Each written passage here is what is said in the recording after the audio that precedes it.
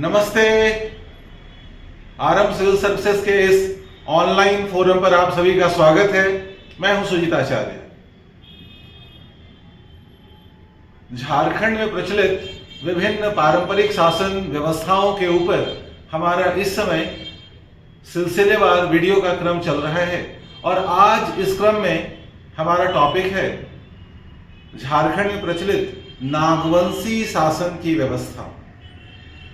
तो चलिए आज आरंभ करते हैं नागवंशी शासन व्यवस्था के प्राचीनता, उसके विभिन्न रूप, उसके फंक्शनलिटी यानी उसकी कार्यपरकता जैसे सभी पक्षों के बारे में आज हम जानते हैं। तो चलिए आरंभ करते हैं। जहां तक बात है नागवंशी शासन व्यवस्था की, तब यह झारखंड में प्रचलित सबसे प्राचीन, सबसे पुराना राजतंत्रात्मक प्रणाली है जिसकी शुरुआत मुंडाओं के झारखंड आगमन के साथ हुआ। अब मुंडाओं के झारखंड आगमन की एक बड़ी रोचक कथा है। मुंडाओं के आदि पुरुष यानी वह समूह जो सबसे पहले झारखंड में जिनका आगमन हुआ था, उनके नेतृत्व करता था रिसा मुंडा। अब रिसा मुंडा जब अपने लोगों के साथ रोहतास की पहाड़ियों को पार करते हुए झारखंड के उपत्यकाओं में पहुंचते हैं, यहां जंगली भूमि को साफ कर खेती योग्य भूमि तैयार कर अपने लोगों के साथ बसावट शुरू करते हैं और यहीं से शुरुआत होती है राज्य निर्माण की प्रक्रिया। जब लोगों की संख्या बढ़ने लगी तब रिसा मुंडा ने पाहन, सुतिया पाहन को राजा नियुक्त किया और शासन प्रशासन का भार उसे सौंप दिया। यहां से सुतिया नागखंड की स्थापना होती है और फिर मुंडाओं के अंतिम प्रशासक या मदरा मुंडा तक यह मुंडारी शासन की प्रणाली चलती रहती है।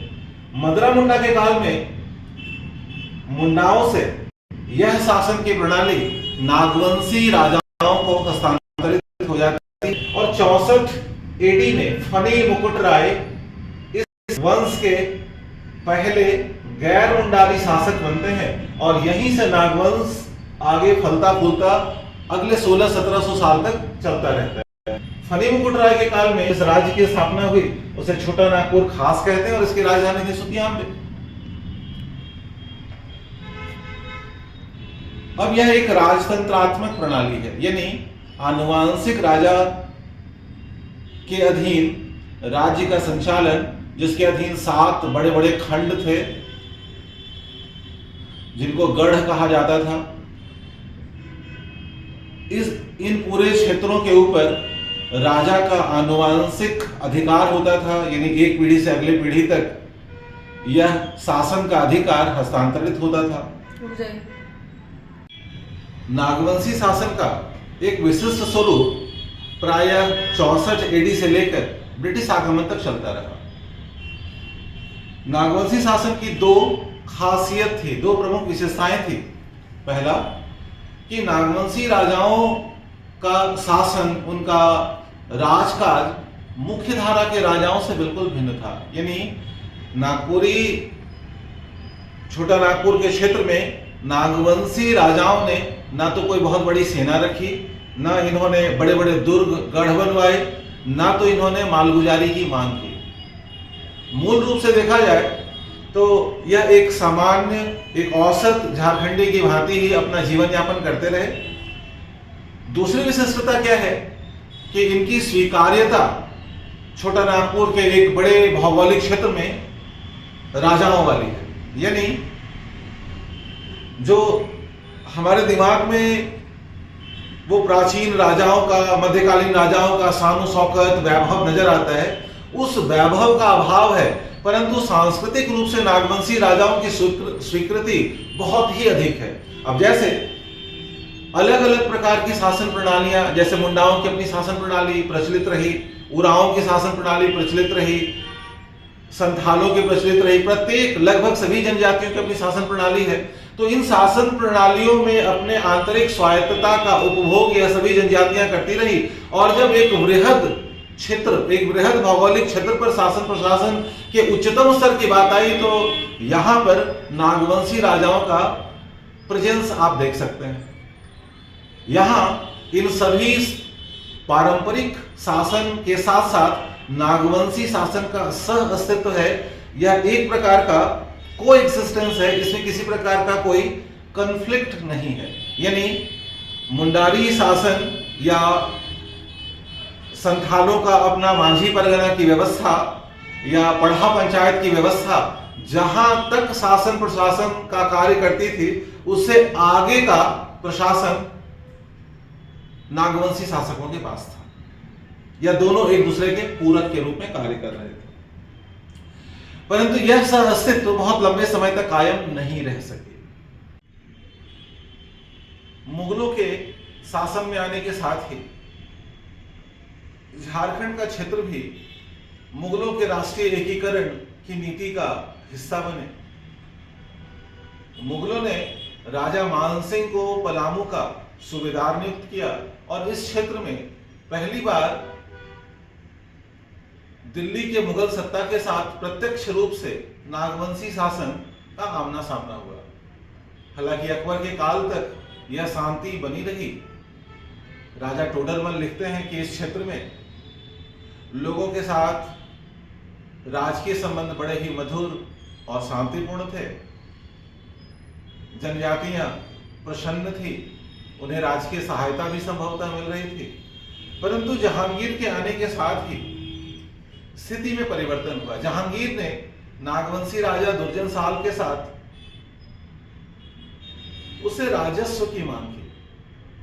अब झारखंड के ग्राम राजस्व ग्राम तो थे नहीं, ऐसे में नजराना देना झारखंड के छोटा नागपुर के किसी राजा के लिए एक असाधारण बात थी।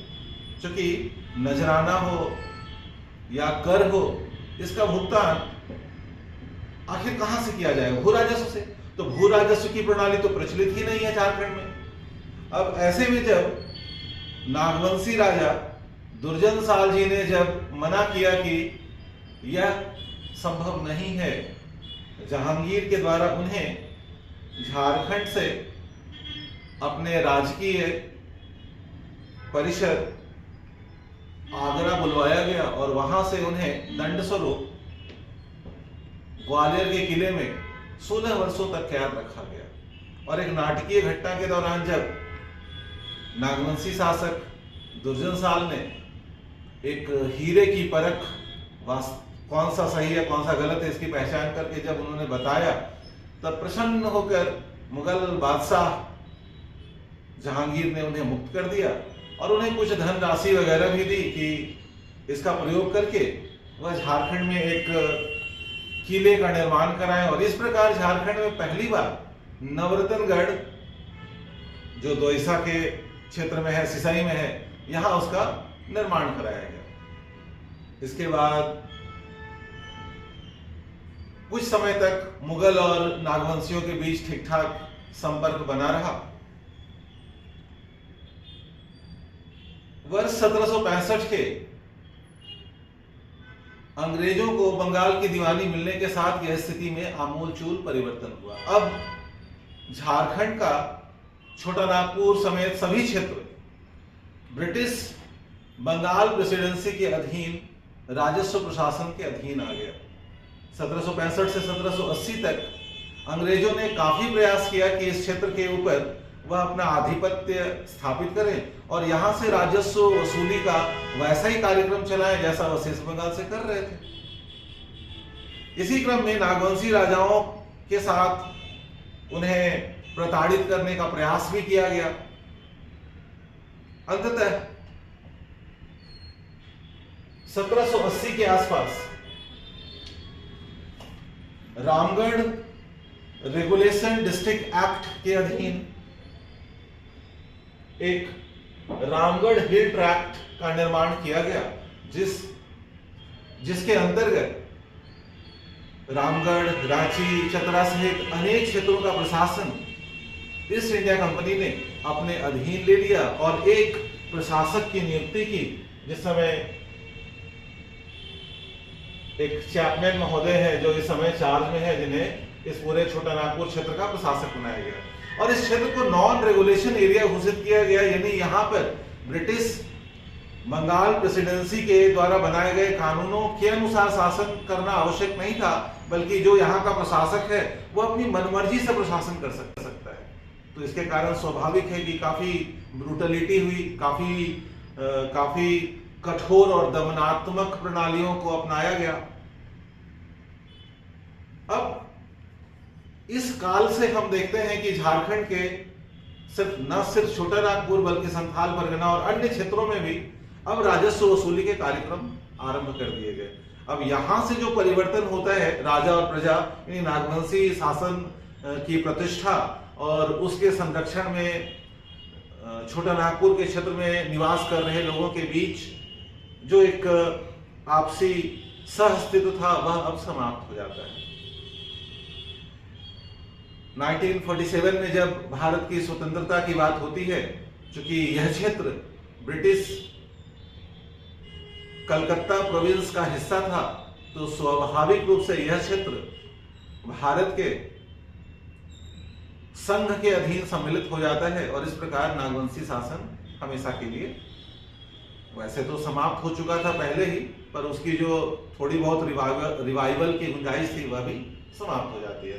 हालांकि आज भी हम लोग जब रांची में रहते हैं तो राजा साहब तो हम लोग नागवंशी राजाओं को ही कहते हैं। नागवंशी राजाओं का शासन प्रशासन मुख्यतः दो बिंदुओं पर आधारित था। पहला, जनजातीय और गैर जनजातीय क्षेत्रों में पारंपरिक शासन व्यवस्था का चलते रहना और उसके बीच उस गैप को पूरा करना जहां एक बड़े बृहद भौगोलिक स्तर पर एक राजनीतिक प्रशासन की आवश्यकता होती है। तो यह एक सहअस्तित्व है और इसके अतिरिक्त